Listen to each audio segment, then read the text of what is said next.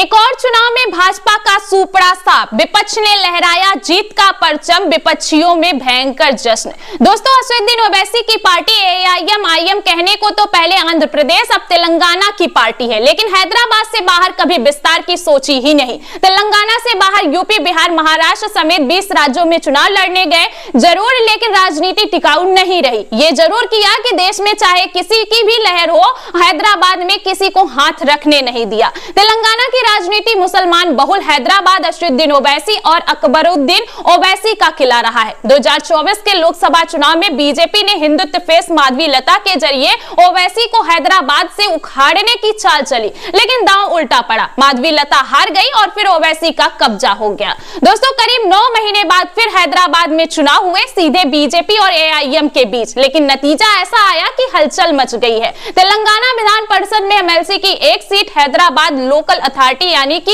HL कोटे से चुना जाता है। हर 6 साल में बकायदा चुनाव होता है। वैसे 22 साल से चुनाव तो होते रहे हैं, लेकिन वोटिंग की नौबत कभी नहीं आई। पार्टियों के बीच सहमति बन जाने से निर्विरोध उम्मीदवार जो है जीतता रहा है। 2019 में बीआरएस के उम्मीदवार एमएस प्रभाकर राव एमएलसी बने थे। इस बार बीजेपी ने खेल पलटने की कोशिश की, ये जानते हुए भी कि जीतने लायक नंबर नहीं है। बीजेपी चुनाव में कूद गई, क्योंकि ये चुनाव एआईएम और ओवैसी के वर्चस्व को चैलेंज करना चाहते थे। आपको बता दें कि एआईएम ने तेलंगाना एमएलसी सीट हासिल कर ली। इस चुनाव में बीजेपी करारी हार का सामना करना पड़ा है भारतीय जनता पार्टी को। वहीं एआईएम ने हैदराबाद लोकल अथॉरिटी कॉन्स्टिट्यूंसी से तेलंगाना विधान परिषद सीट जीत ली है। इस सीट पर सीधी टक्कर में एआईएम उम्मीदवार मिर्जा रियाज उल हसन इंफेदी ने बीजेपी के उम्मीदवार एन गौतम राव को 38 वोटों के अंतर से हरा दिया है। आपको बता दें कि इंफेदी को 63 वोट मिले, जबकि गौतम राव बीजेपी प्रत्याशी जो हैं सिर्फ 25 वोटों में ही सिमट कर रह गए। ये जीत एआईएम के लिए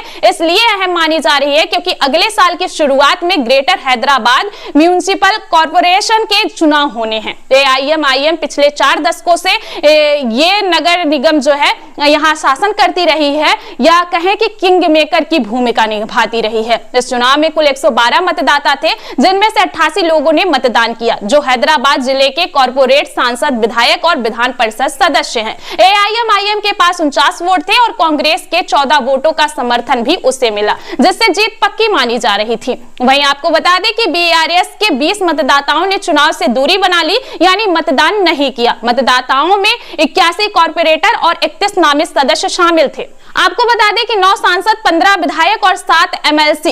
एआईएम के पास 40 कॉर्पोरेट और 9 नामित सदस्य, 7 विधायक और 1 एमएलसी और 1 लोकसभा सांसद थे। मिर्जा रियाज उल हसन इंफेदी का यह दूसरा कार्यकाल है। उनका पिछला 6 साल का कार्यकाल पिछले महीने खत्म हो गया था। वहीं एमएलसी कोटे से हुए चुनाव में कांग्रेस ने 3 सीटें जीती थी। उसकी सहयोगी सीपीआई को 1 सीट मिली और बीआरएस ने 1 सीट जीती। वहीं हैदराबाद में ओवैसी का सिक्का चलते करीब आपको बता दें कि 45 साल हो गया है। 1989 से एआईएम और ओवैसी परिवार हैदराबाद से सांसद का चुनाव जीतता रहा है। 1989 से 1999 तक ओवैसी के पिता सलाहुद्दीन ओवैसी लगातार चुनाव जीते। 2004 से असदुद्दीन ओवैसी चुनाव लड़ने लगे हैं, 5 बार चुनाव जीत चुके हैं। हैदराबाद की 9 विधानसभा सीटों पर एआईएम का कब्जा बना हुआ है। वहीं आपको बता दें कि गोशा महल की एक सीट जो बीजेपी के टी राजा सिंह जीतते थे, वो भी 2023 में हाथ से निकल चुकी है।